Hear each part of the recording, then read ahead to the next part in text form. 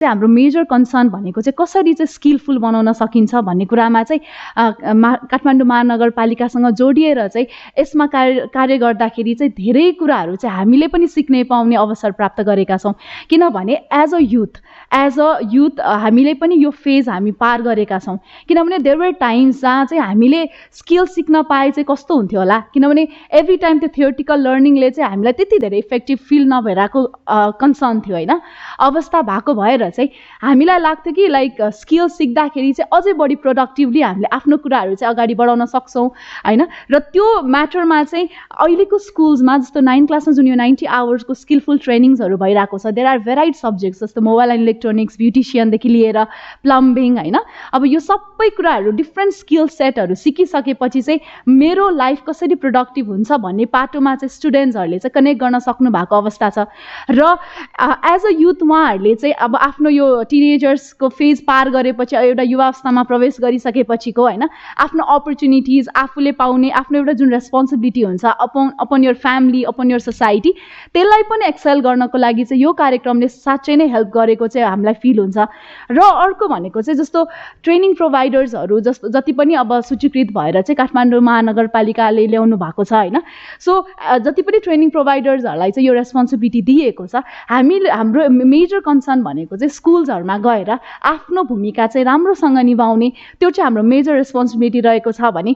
र जति पनि ट्रेनर्सहरू हुनुहुन्छ जो डाइरेक्टली यो कार्यका लागि चाहिँ हुनुहुन्छ होइन, सो उहाँहरूले पनि आफ्नो एउटा प्रोडक्टिभिटी चाहिँ कसरी दिन सक्नुहुन्छ।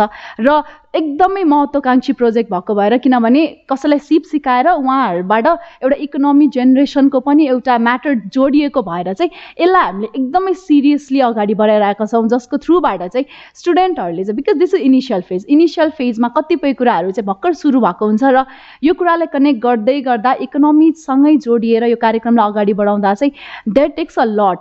ट्रेनरको पर्सपेक्टिभ मात्र नभएर स्टुडेन्टको एउटा विलिङनेस हुनु पर्यो यो कुरालाई पर्सिभ गर्ने। त्यसै सँगसँगै स्कुल म्यानेजमेन्ट र समग्रमा हाम्रो सम्पूर्ण महानगरपालिकाले चाहिँ यसलाई कलेक्टिभली सपोर्ट गरेर अगाडि लाँदाखेरि चाहिँ इभन मोर प्रोडक्टिभ हुन्छ जस्तो मलाई लाग्छ। सो एज अ स्टुडेन्ट चाहिँ हाम्रो एउटा कस्तो खालको माइन्डसेट हुन्छ भने चाहिँ we always need a fast thing के, जस्तो इभन मान्छेहरूमा त्यो पेसेन्स लेभल जुन हुन्छ नि, त्यसमा चाहिँ टिनेजर्सको एजमा चाहिँ इट्स मोर लाइक कि उहाँहरूको डिफ्रेन्ट ग्रोथ प्रोसेसहरू हुन्छ होइन। अनि अलिकति माइन्ड फ्लक्चुएसन, अलिकति कन्सन्ट्रेसनको अभाव और फोकस, त्यो सबै कुराहरू चाहिँ हामीले बुझिरहेको खण्डमा चाहिँ यस्तो कुराहरूलाई चाहिँ हामीले कसरी अझै इम्प्याक्टफुल बनाउन सक्छौँ भने नि, थ्योरीमा पनि त्यो कुरा पढाइरहेको हुन्छौँ नि त हामीले होइन, तर प्र्याक्टिकली त्यो कुरालाई चाहिँ अलिकति इङ्गेजिङ बनाउन सक्यो भने, इभन कोर्समा पनि उहाँहरूले ब्युटिसियन कोर्स लिइरहनु भएको छ, उहाँहरूले डिफ्रेन्ट सब्जेक्ट म्याटरहरू पढिरहनु भएको छ। तर म ठ्याक्कै यसले इक्जाम्पल दिँदाखेरि, मैले ठ्याक्कै यो स्याटरडे एउटा स्कुलमा जाँदाखेरि, जस्तो यो हामीले यो जनकल्याण म्याम पनि हुनुहुन्छ, जनकल्याण स्कुलमा म स्याटरडे पुगेको थिएँ उहाँको स्कुलमा। So when I saw the students they were practising threading among their friends, त्यसले गर्दा चाहिँ अलिकति इन्टरेक्सन बढिरहेको थियो होइन। सो त्यो सँगसँगै चाहिँ उहाँहरू बिचको एउटा कम्युनिकेसन स्किल्स हुन्छ नि, जस्तो how I perceive things, how I communicate my words, र त्यो सँगसँगै चाहिँ उहाँहरू बिचमा चाहिँ त्यो एकदम इन्भाइरोमेन्ट नै एकदमै एक्साइटिङ थियो। बिकज ट्रेनर्सहरूले चाहिँ जस्ट 1-to-1 मात्रै कम्युनिकेसन नभएर उहाँहरूलाई नै त्यो कुराहरू लिड गरेर उहाँहरूको पर्फर्मेन्स इभ्यालुएट गरिरहनु भएको थियो। र त्यो हेर्दाखेरि पनि एकदम इन्ट्रेस्टिङ थियो, किनभने उहाँहरूलाई चाहिँ this is something I'm learning, यो स्किल मैले सिक्नुपर्छ भन्ने कुराको चाहिँ त्यो एउटा एस्योरिटी त छँदैछ, तर त्यो सँगसँगै उहाँहरूको चाहिँ एउटा फिलिङ्स पनि त्यो कुराहरू चाहिँ हामीले डिपिक्ट गर्न सक्छौँ। त्यही भएर सेसनहरूलाई जति पनि कुराहरू पढिरहनु भएको छ उहाँहरूलाई त्यसलाई अलिकति क्रिएटिभली अलिकति इङ्गेजिङ बनाउन सक्यो र ह्यान्ड्स अन एक्सर्साइजहरू गराएर हुन्छ कि होइन, डिफ्रेन्ट वेबाट होइन, इभन स्टोरी टेलिङले पनि हेल्प गर्छ कि कतिपय कुराहरूमा। लर्निङ सिक्ने जर्नी भनेको त जति धेरै इङ्गेजिङ कम्पोनेन्ट एड गर्यो त्यति धेरै इन्ट्रेस्टिङ हुन्छ।